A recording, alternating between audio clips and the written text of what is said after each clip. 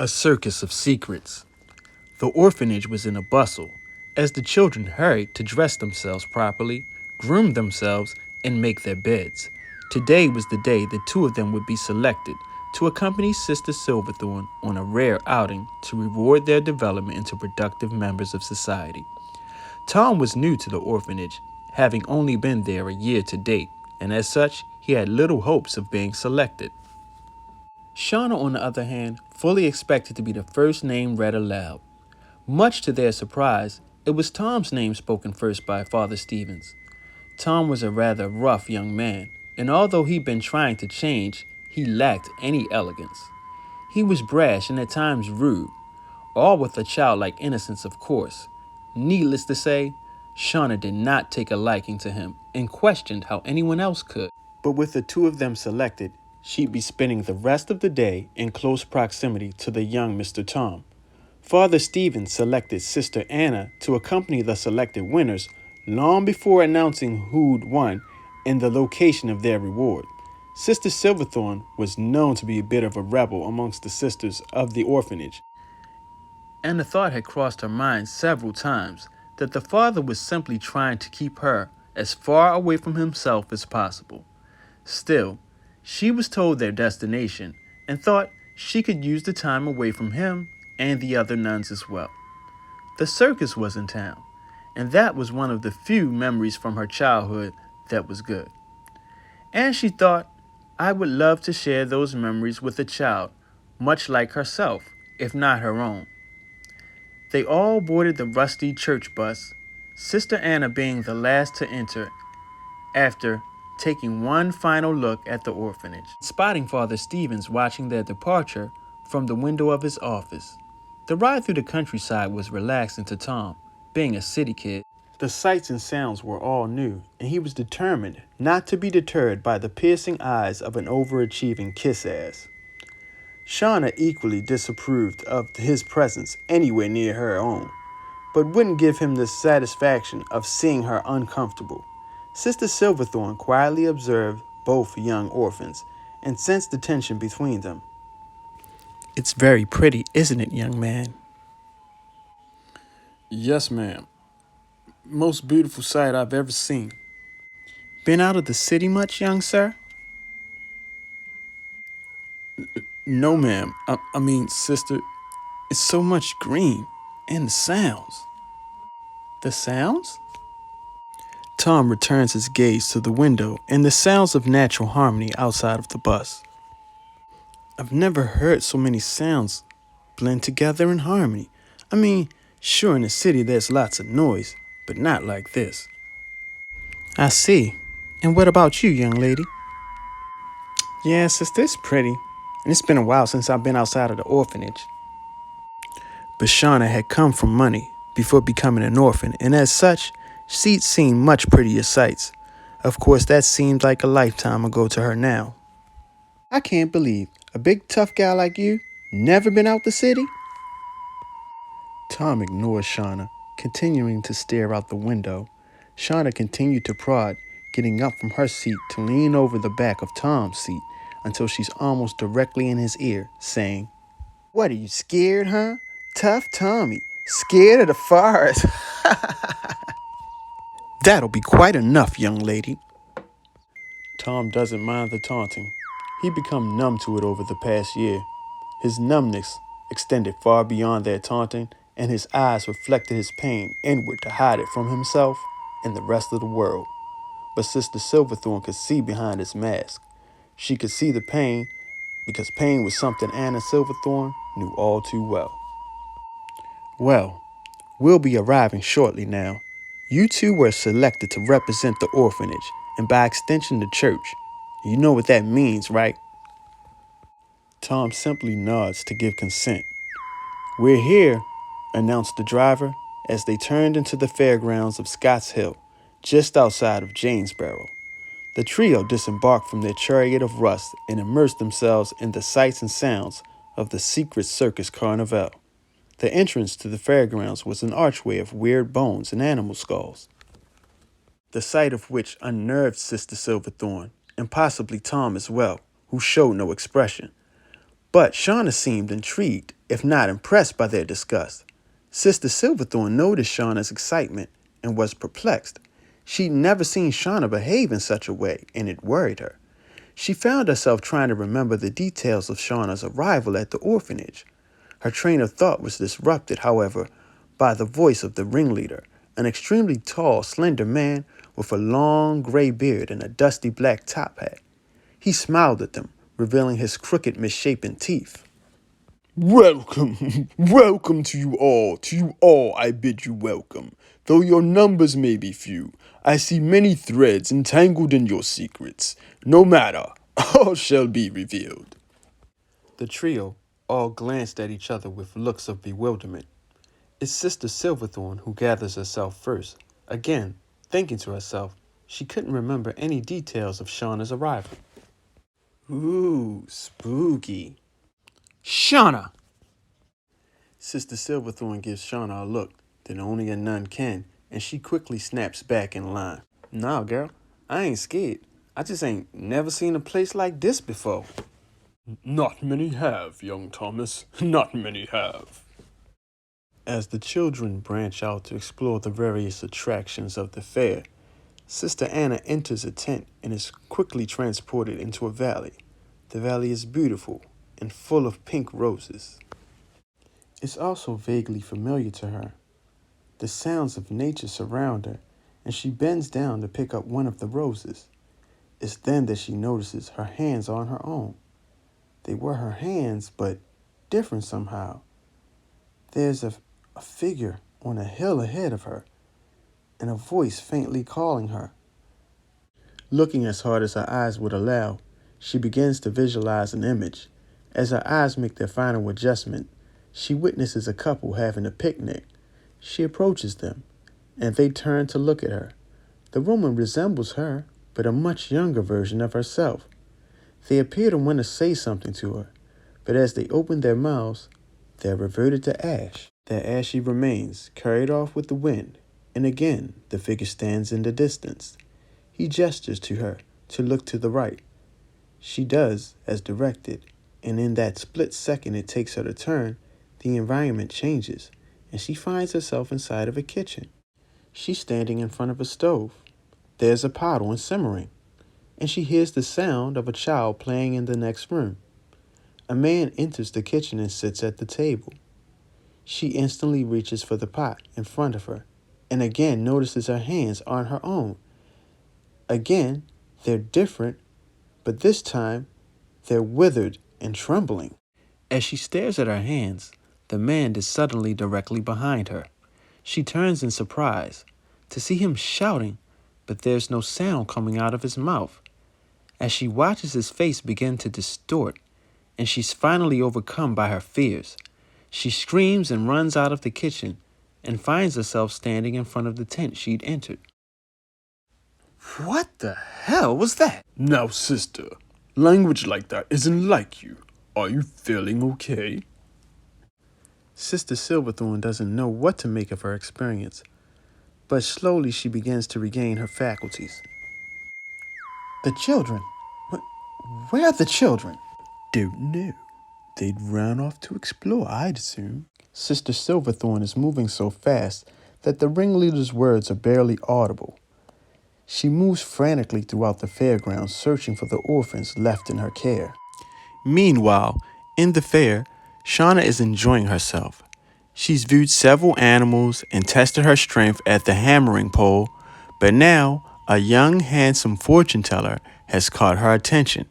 He beckoned to her with his eyes and seemed to speak volumes with a mere glance. Shauna was smitten to say the least, enchanted to say the most, and she was ready to know more about him. So she thought. Little did she know that it was herself that she would be learning about. Suddenly, the ringleader is standing right behind her, and when he speaks, he startles her, saying, It's your turn now, my little miss. A targeted truth you must now hit. Although the darkness clouds are thick, the flames of truth now must be lit. Shauna laughs at the ringleader, but in truth, she's relieved after being startled by his approach. Poetry? Really? Like what are you, Dr. Seuss? She smiles at the fortune teller, his crystal ball being the only thing separating them in the middle of the table. Yes, now the fun begins. The ringleader lifts his hat and bows, disappearing in a cloud of smoke. Freaky, but still cheesy, dude. Now I have you all to myself, and I don't need no crystal ball to know where this is headed. Am I right, cutie? Shauna takes a seat at the fortune teller's table, and he reaches out for her hands. She eagerly accepts his invitation, and they both stare into his crystal ball. Shauna feels her head getting heavy until she can no longer keep her eyes open, and finally she falls asleep on the table. She awakens in a bedroom, decorated for a little girl. Where am I? Is this some kind of a dream? The sound of voices laughing outside of the room attract her attention. She follows the sound of the voices downstairs and can't believe the sight before her eyes. Mommy? Daddy, you're here? I've missed you guys so much. I thought I'd never see you again. Shauna rushes towards her parents to hug them, but is shocked to find that she can't touch them. In fact, she can't touch anything at the moment, only observe the scene as it plays out before her. She watches her parents leave happily together and enter their car. Shauna begins to cry as she realizes this was the last time that she'd see her parents before she'd be alerted of their deaths. Suddenly, she's in the back seat of the car as they're driving home after dinner, thinking to herself, this isn't right. This isn't what happened. I wasn't with them. The couple are clearly drunk from their evening's event earlier, and in their joyful playing, fail to keep their attention on the road until they are startled by a man running out of the wheat field that surrounded the road. Shauna's father tries to stop. No, this is wrong. Not like this. It can't end like this. Not again. No, Daddy, look out! The car swerves and misses the man stumbling into the road, but there's a second car that's pulled to the shoulder of the road with a young woman standing in the front of it. It's too late, and the car carrying Shauna's parents crashes into the second car, and there's a flash of light. Shauna wakes at the table with Sister Silverthorne standing over her. Where's Thomas? We have to find him now. Let's go. Sister Silverthorne grabs Shauna by the wrist, and they run off in search of Tom. But someone else has caught his attention. A beautiful gypsy belly dancer gyrates in front of him, gesturing seductively for him to join. Tom is hesitant, mostly due to the fact that he can't dance. But there's also something unnerving about the woman. As she gets closer, she begins to disrobe, revealing even more of her bronze-tanned skin. Whoa! You sure you want to do that? I mean, out here and all? I'm just saying. Isn't it cold? Oh, okay. Tom finally gives in to his lust and takes the hand of the gypsy woman. She pulls him into her bosom so that they're so close to each other, Tom could feel her heart pulsating. Then she gently kisses him, and they're transported to a different place, a beautiful ballroom, elegantly illuminated with crystal chandeliers. Tom looks down at himself. He's now dressed in a three-piece suit, and the woman he's dancing with is now a young white woman. All of this makes Tom feel uneasy, and when his date notices, she gives him a weird look. Tom quickly distracts her by suggesting that he get a drink. She accepts the drink, but wants to continue dancing, so Tom goes to the bar for them both. On his way, he observes the new environment he finds himself in. He sees a couple that looks like, nah, it can't be. The hell is going on here? The couple look exactly as Tom remembered his parents the night that he lost them. They were approaching the bar where he was standing. Thomas froze as they ordered their drinks right next to him. The bartender places the drinks Tom ordered down in front of him, and still, he doesn't move. This causes his father to laugh at him, saying, "Don't get cold feet now, boy. You brought her ass in here." "Leave the boy alone," his mother interjected. "Well, Just be careful, man. A lot of eyes are on you. Heeding the words of his father, he takes a second look at the many people watching his every move. On second thought, I'm thinking I better find my way out. Them boys over there don't seem too keen on me. Thomas finds the exit, but never returns with the drinks. The sight of her date leaving without her clearly upset his date, and there were many people who had taken notice, but Thomas had a head start, and he knew he'd better not go back. It wasn't long before his fears were realized, and the torchlights were closing in on him, the sounds of their voices getting louder as they neared. Heckling and taunting him with various slurs and insults, they chase him to and through the wheat fields. Tom runs blindly onto the road and into the oncoming headlights of a speeding car. The car swerves and barely misses him, hitting a second car on the shoulder of the road. Thomas is relieved for a second, but then he takes a second look at the wreckage from the accident. He walks closer, trying to get a better look at the passengers, hoping for survivors. To his dismay, he recognizes the couple. It's his parents. In his distraction, he doesn't notice the angry mob behind him. Taking in the scene, one of the mob gets angry enough and decides this is enough. He shoots Thomas in his back 7 times. Thomas awakens in the tent with both Shauna and Sister Silverthorne kneeling beside him. He sprang up like a jack-in-the-box, holding his shoulder and his chest, where the bullets would have exited. What? What the fuck? Now calm down, Thomas. We don't want to attract attention. Some kind of reward this is. Hate to see what you give the losers. Quiet, the both of you. We've got to get back to the bus. Preferably without any of those freaky carnies seeing us. Man, this is real, right? Yeah, we're real, Einstein. Jeez. What do you remember? I was shot. Thomas rises to his feet, still clutching his chest where he'd been shot. The 3 of them tiptoed out of the tent, watching for anyone approaching. Shauna was the first to open up about her experience with the fortune teller. Surprisingly, she's much nicer towards Tom, but after he shares his tale, she seems to become distant again. Anna decides not to speak about what she's seen, and instead focused on escaping this nightmare fair. This way. When I was looking for Shauna, I saw something we might need. Sister Silverthorne leads the group to a shed. So what's this supposed to be? Do you think you can get it open, Thomas? Thomas looks at the door. It's wooden, with a small metal latch and a combination lock on it. Yeah, but not quietly. Do it. It doesn't take much effort from Thomas to kick the wooden door open. Inside, they find an arsenal of dart guns, rifles, and crossbows.